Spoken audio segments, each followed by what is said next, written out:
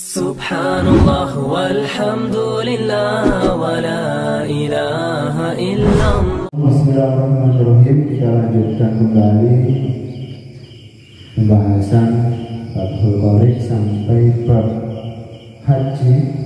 Yang terakhir kita membahas syarat wajib haji.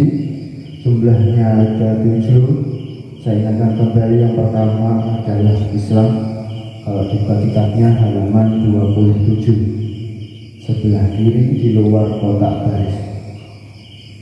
Yang pertama adalah Islam, yang kedua adalah sudah balik, yang ketiga mempunyai akal yang sempurna, yang ketiga adalah merdeka bukan budak, yang keempat adalah mempunyai bekal, yang kelima adalah ada kendaraan, yang keenam adalah mudahnya transportasi pesawat, kapal, dan apapun yang mempermudahkan, tidak ada gejala COVID atau wabah atau terjadi pandemik atau propaganda seperti Palestina. Itu kalau masalah haji ya tak mungkin, karena negaranya sedang berporak-poranda.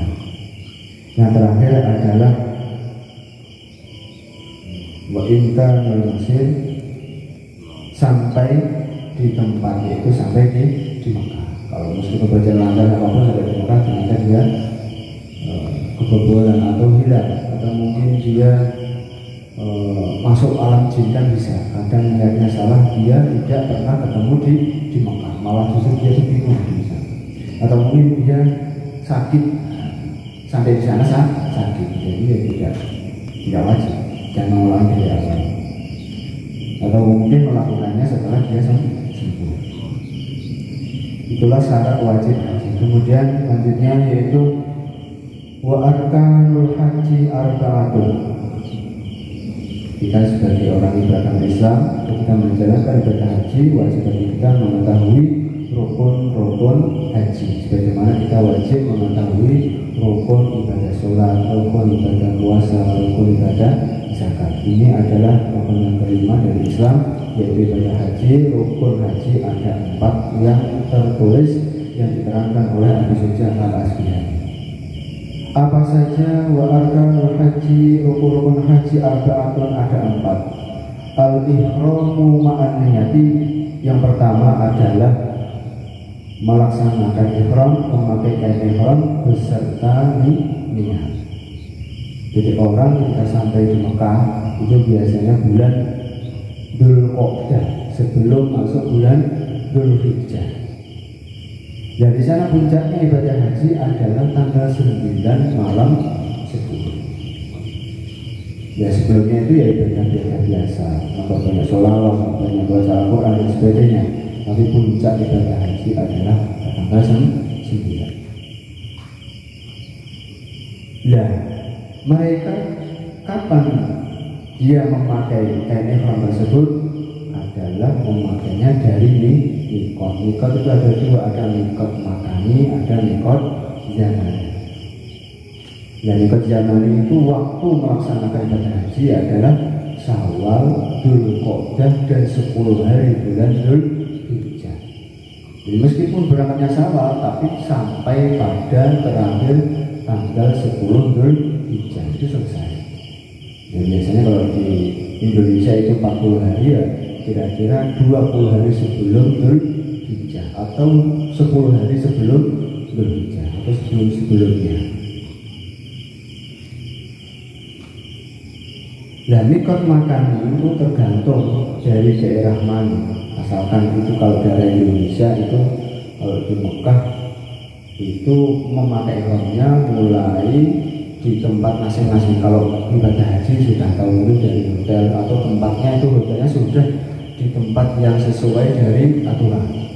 Yang dari timur dari Ka'bah di Indonesia itu ada kesana, itu tempatnya ya di sebelah timur Ka'bah, hotelnya di situ, atau ada masjid khusus tempat tempat memakai ihram. Jadi niatnya nawaitul hajja wa ahramtu lillahi azza wa jalla labbaik Allahumma labbaik. Yang saya niat haji, saya niat ibadah haji, dan aku memakai kain ihram niat ihram karena mencari Allah SWT yang Maha Mulia Maha Agung, dan aku memenuhi panggilanmu ya Allah, aku memenuhi panggilanmu ya Allah. Ya, di sini bagi orang yang berangkat dari daerah searah Madinah adalah tempatnya Dzul Hulaifah. Ada Dzul Hulaifah dari negara Syria, Mesir, Maroko itu di Juhfah. Kalau daerah Tihamah, Yaman, Yalamlam itu Yaman adalah di Yalamlam. Kemudian kalau di Najd, Hijaz, daerah timur, Irak itu mikotnya memakai ihramnya dari Karnum, itu tempat-tempat khusus untuk memakai kain ihram. Jadi tergantung, kalau dicampur semua dari satu arah mungkin ya, wah terlalu ramai. Ya, mulai memakai tersebut adalah sebelum terbenamnya tanggal 9 bulan Dzulhijjah. Kalau terlewat dari 9 Dzulhijjah, maka hajinya batal dan mulai dari awal. Nah, terakhir memakai ihram di situ adalah tanggal 9 sebelum terbenamnya matahari. Dan sebelum-sebelumnya sudah bisa dipakai. Kalau sudah dipakai hari-hari sebelumnya tidak apa-apa. Kalau ibadah mungkin di situ di Mekah pakai ihram melaksanakan ibadah sholat atau apapun, ya sudah termasuk melakukan rukun yang pertama. Kemudian dilanjutkan rukun yang kedua adalah wal wuqufu bi Arafah, wukuf di Bukit Arafah atau di Padang Arafah.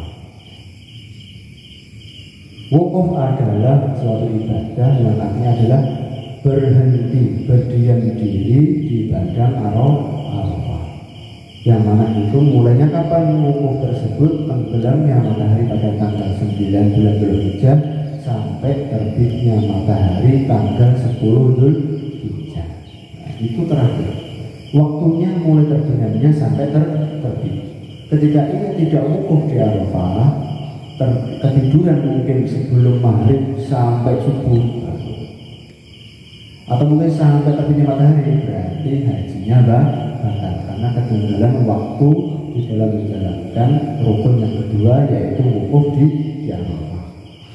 Nah, di Padang Arafah tersebut apa yang dilakukan sebagaimana mestinya beragama Islam, ya sholat,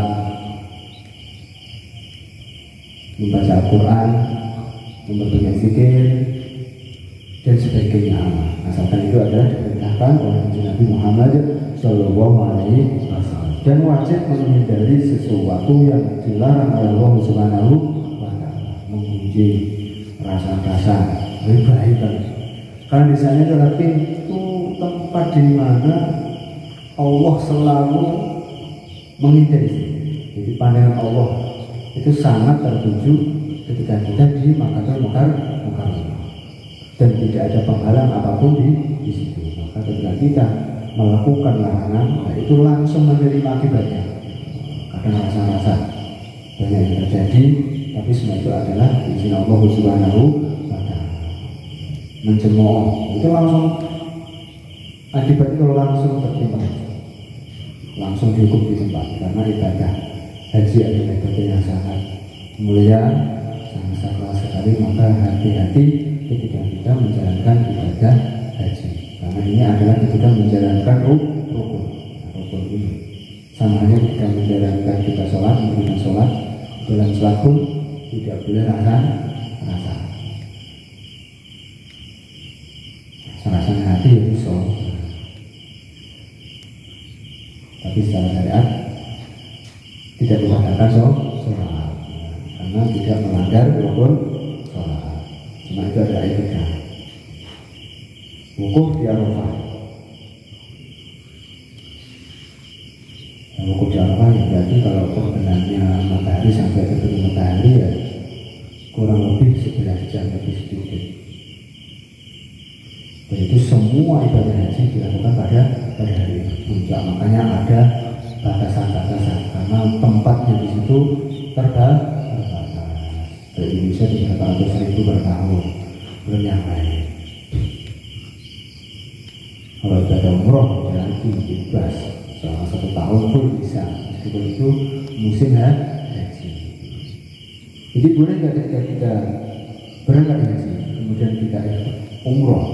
Ya bisa juga, karena datangnya kita itu sebelum waktunya ibadah haji. Mungkin umroh dulu bisa, makanya jauh-jauh hari.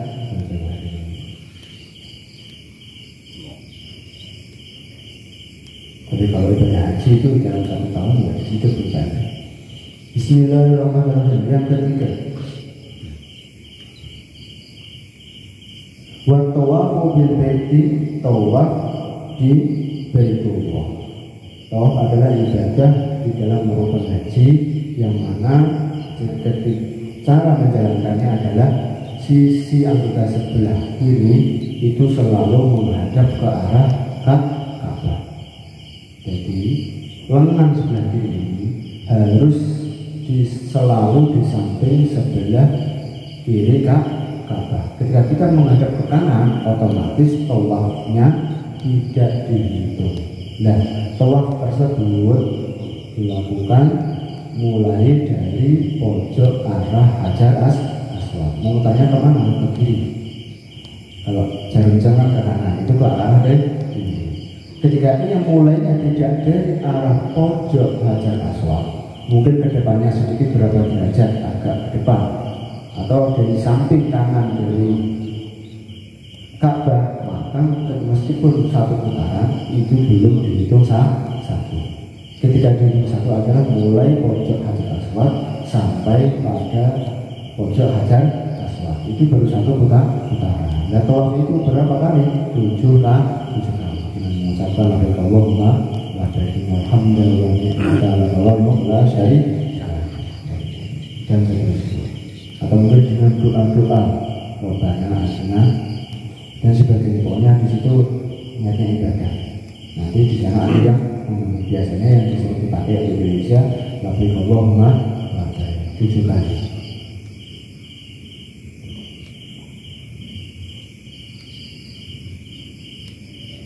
Kemudian yang keempat, wasa'yu bainas Shafa wal Marwah. Sa'i di antara bukit Shafa dan bukit Marwah. Rukun yang keempat dari ibadah haji adalah lari-lari kecil dari bukit Shafa ke bukit Marwah. Berapa kali? 7 kali. Hitungnya bagaimana? Dari bukit Shafa kita lari-lari kecil ke bukit Marwah, kemudian kembali lagi ke Shafa, itu dihitung dulu sampai Marwah 1, balik lagi ke Shafa dihitung 1. Berarti berapa kali? 1, 2, 3, 4 sampai 7. Kalau ke 7 berarti ya sampai ke Marwah 7 kali. Nah, itu prosesnya agak lama karena jalan lari kecil ini panjang perjalanannya, menguras tenaga, malas pikiran, keringat, maka perlu menjaga kesehatan stamina. Maka makan di sana itu pakai suplemen banyak, madu, dan sebagainya, kurma, menjadi makan-makanan yang mengandung gula, kolesterol. Nah, itu memberatkan kalau ada sa'i, asam uratkan, lari menjadi jalan rombongan. Nah, kalau orang yang tidak bisa berjalan bisa pakai kursi roda, atau mungkin sekarang ada robot berjalan sendiri itu ada sekarang. Atau mungkin kalau pakai gendong ya tidak ada zamannya. Kalau dulu pakai unta, kalau sekarang pakai unta ya dimarahin petugas kebersihan ya, motor-motori ya. Sekarang sih pakai robot atau pakai skuter atau apa listrik. Itu sewa, namanya sewa. Dan di sini tidak tercantum yaitu yang wajib dilakukan setelah sa'i, yaitu mencukur rambut. Di sini tidak termasuk dalam rukun, akan tapi prakteknya itu rukunnya ada 5. Jadi kalau di buku sekolah, buku formal itu menurut MUI itu rukun haji ada 5, tapi di kitab ini ada 4. Tapi meskipun di sini secara tetap, tapi prakteknya tetap 5. Karena mencukur rambut hukumnya wajib. Itu menurut Imam Syafi'i. Yang laki-laki sempurnanya adalah menggundul, yang perempuan sebagian, dan makruh bagi perempuan menggundul seluruh rambutnya. Batasannya apa? 3 helai rambut harus dipotong, itu termasuk al-halqu, yaitu mencukur rambut. Sempurnanya apa? Menggundul. Laki-laki gundul, tapi kalau perempuan sebagian. Bismillahirrahmanirrahim. Dari rukun haji bisa dipahami yang pertama adalah memakai ihram beserta niat. Ya, ihram itu pakaian adalah pakaian khusus yang tidak ada jahitannya sedikit pun. Itu ada cara pakaiannya. Tidak boleh pakai celana dalam, tidak boleh. Jadi cara pakaiannya ada yang atur. Bagaimana caranya tidak jatuh, tidak merocot, atau tidak terbuka awalnya. Dari mekar masing-masing. Kemudian setelah itu adalah wukuf di Arafah, bermalam di situ. Ya, itu hanya sebentar, tidak apa-apa. Meskipun tidur di situ tidak apa-apa. Tidak harus mulai terbitnya terbitnya matahari sampai terbitnya matahari bahagia terus tidak keluar. Isoknya wayah tawaf turun, tinggal. Jadi semampunya itu disediakan tempat untuk menginap atau tempat itu. Dari kebanyakan orang yang baca Al-Quran, bersolawat atau pikir-pikir dari barikat masing-masing, berbanyak di situ membantu banyak doa, itu banyak sekali. Yang ketiga adalah sa'i, lari kecil dari Sofa ke Marwah 7 kali. Kemudian yang keempat adalah yang kelima atau yang keluar dari rukun ini adalah mencukur rambut. Laki-laki sebenarnya gundul, perempuan adalah sebagian. Batasannya adalah minimal 3 helai rambut harus dipotong. Bismillahirrahmanirrahim. Wa arkanul umrati salah satu. Rukun umroh ada 3. Al-ihramu yang pertama adalah memakai ihram, tentunya beserta niat umroh. Yang kedua tawaf. Yang ketiga sa'i. Nah, otomatis sama dengan tadi, mencukur rambut tidak tertulis di rukun umroh, tapi tetap wajib dilakukan. Wal halqu awit taksir fi ahadil qaulain. Ulama ada 2 pendapat, ada yang mewajibkan dan ada tidak yang mewajibkan. Sama, kalau laki-laki tetap sempurna gundul, tapi kalau perempuan hanya sebagian.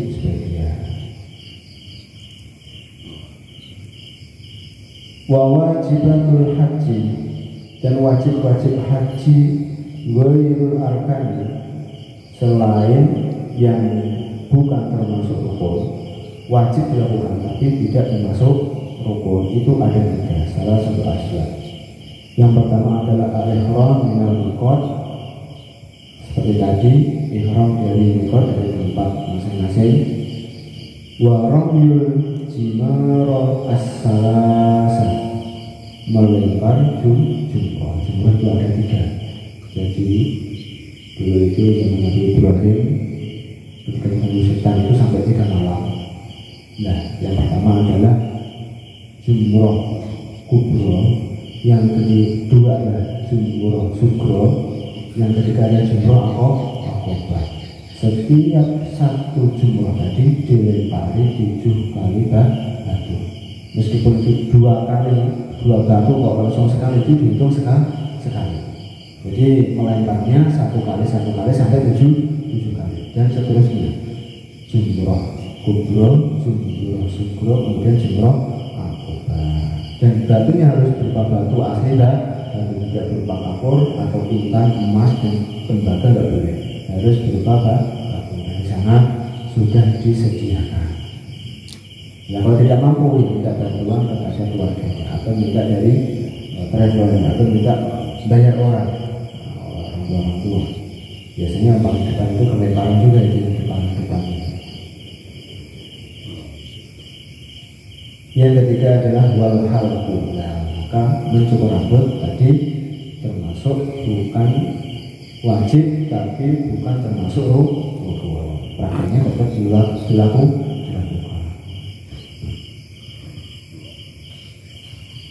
Nah, kita sama-sama belum bisa menjalankan ibadah ini. Mari kita niatkan kembali bahwa kita adalah orang Islam. Jika kita mampu menjalankan ibadah haji, ya kita wajib melaksanakan ibadah haji. Kalau belum mampu, ya kita niatkan bersama-sama. Habis sholat kita doa, Allahumma rzuqnal ziyarah Makkah wal Madinah mas. Niatnya wajib niat dulu. Ya biasanya kalau pakai di sana kok umroh dulu, kemudian langsung haji, itu ya ada tidak. Karena wajibnya itu haji dulu baru umroh. Itu kalau mampu biasanya 2 kali dulu. Awalnya besok kita memang benda itu banyak sekali. Bila kita tidak melakukan atau gatal itu bayar denda. Jadi malamnya tadi aslinya wukuf di Arafah ketiduran, ya itu tidak denda dan wajib mengulangi dari awal.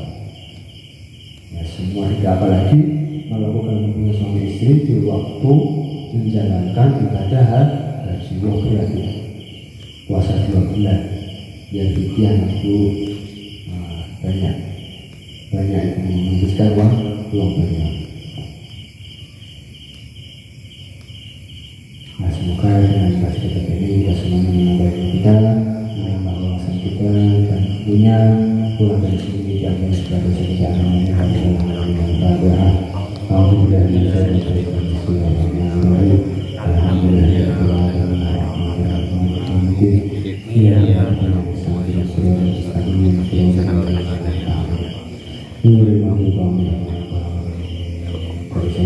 Assalamualaikum warahmatullahi wabarakatuh. Salli wa sallim daiman abada ala habibil haqqi kulli alladhi turja syafa'atuhu li kulli hawlin minal awwali muhtarim ya rabbi bil mustafa balil maqasidana wa firlana Muhammadu ya wasi'al karami Minna wa minkum taqabbal ya